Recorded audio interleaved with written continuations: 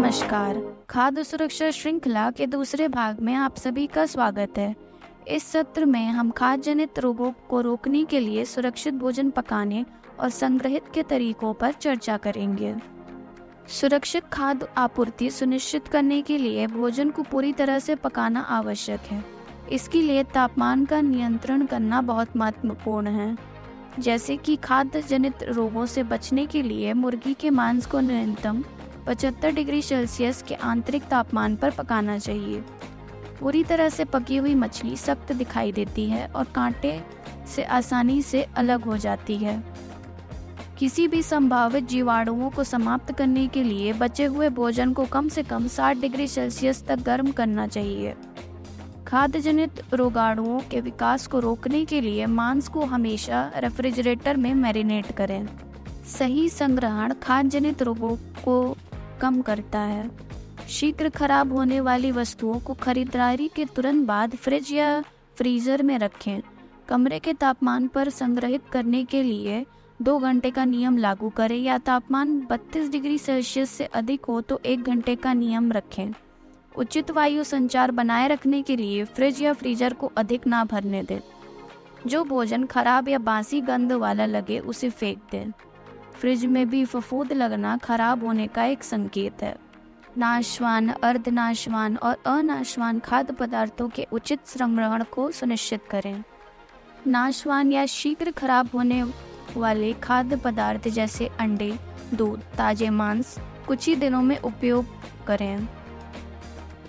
यदि रेफ्रिजरेटर नहीं है तो इन्हें ठंडे स्थान पर या साफ कंटेनरों में ठंडे पानी में संग्रहित करें। अर्धनाशवान या कम खराब होने वाले पदार्थ जैसे ब्रेड, केक, ताज़े फल या सब्जियां, इन्हें ब्रेड बिन, टिन या कटोरी में रखें। खराब वस्तुओं को हटा दें ताकि क्रॉस कंटामिनेशन रोका जा सके। अनाशवान या खराब होने वाले खाद्य पदार्थ जैसे सूखे, डिब्बेबंद, बोतलबंद खाद्य पदार्थ, इन्हें अलमारी या एयरटाइट कंटेनरों में रखें। अब आइए खाद्य पैकेजिंग और लेबलिंग पर चर्चा करते हैं। एक बार उपयोग किए गए टिन और प्लास्टिक के डिब्बों को खाद्य तेलों और वसा के लिए दोबारा नहीं इस्तेमाल किया जाना चाहिए। अपवाद के तौर पर तांबे के बर्तन या अनुचित रूप से लेपित कंटेनर का उपयोग टॉफी या तेलों को संग्रहित करने के लिए किया जा सकता है। भोजन की पैकेजिंग और संग्रहित के लिए जंग लगे, चिपके या बिना टिन वाले तांबे या पीतल के कंटेनरों के उपयोग से बचें। डिब्बाबंद सामानों की जांच करें, जैसे फुलाव, रिसाव, पंचर, गहरी जंग या गंभीर डेंट जैसे संकेतों का ध्यान दें। बाहर की तरफ चिपचिपाहट रिसाव का संकेत हो सकती है। किसी भी नए खरीदे गए डिब्बे को वापस कर दें या फेंक दें जो लीक होता हुआ दिखाई दे। खाद्य लेबल आवश्यक संग्रहित और हैंडलिंग जानकारी प्रदान करता है। यूज बाय और बेस्ट बिफोर तिथियों पर ध्यान दें। यूज बाय अंतिम सुरक्षित खपत तिथि है, जबकि बेस्ट बिफोर सर्वोत्तम गुणवत्ता की अवधि को दर्शाता है। कुछ उत्पादों को अतिरिक्त लेबलिंग आवश्यकताओं का पालन करना चाहिए। उदाहरण के लिए सभी पीने की पानी की बोतलों पर उपयोग के बाद बोतल को कुचल दें कथन को बड़े अक्षरों में प्रमुखता से प्रदर्शित किया जाता है। इसी तरह की अतिरिक्त घोषणा आवश्यकताओं वाली अन्य खाद्य श्रेणियों में खाद्य तेल, मांस, दूध और दूध उत्पाद शामिल है। बाहर खाते समय स्वच्छ विक्रेताओं को प्राथमिकता दें, जहां भोजन ताज़ा तैयार किया जाता है और गर्म परोसा जाता है। खाद्य जनित बीमारियों के जोखिम को कम करने के लिए कच्चे या अधपके खाद्य पदार्थों, विशेष रूप से मांस और अंडों से बचें। अब हम उपभोक्ता अधिकारों और खाद्य सुरक्षा से जुड़ी समस्याओं के रिपोर्ट करने के तरीकों पर चर्चा करेंगे। खाद्य पैकेजिंग और निम्नलिखित जानकारी अवश्य प्रदर्शित होनी चाहिए।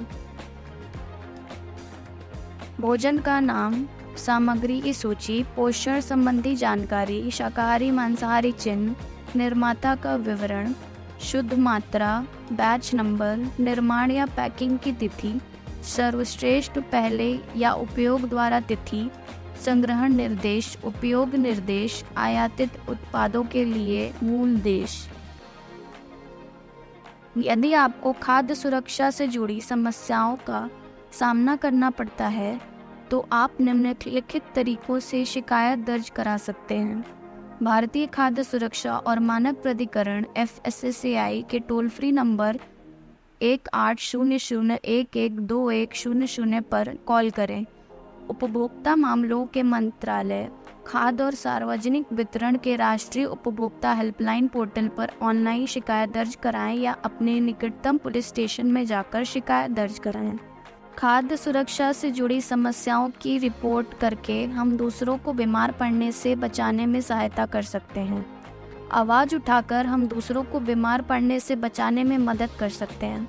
सही खाना पकाने और संग्रहण करने के तरीकों का पालन करके हम खाद्य जनित बीमारियों के जोखिम को कम कर सकते हैं और सभी के लिए खाद्य आपूर्ति को सुरक्षित बना सकते हैं। सुरक्षित भोजन पकाने और संग्रहण प्रथाओं पर आज का कार्यक्रम यही समाप्त होता है। इन तरीकों का पालन करके आप सुनिश्चित कर सकते हैं कि आप और आपका परिवार जो खाना खाता है वह सुरक्षित और स्वस्थ रहे।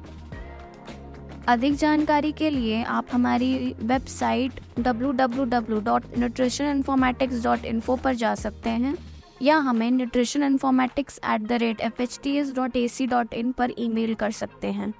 धन्यवाद।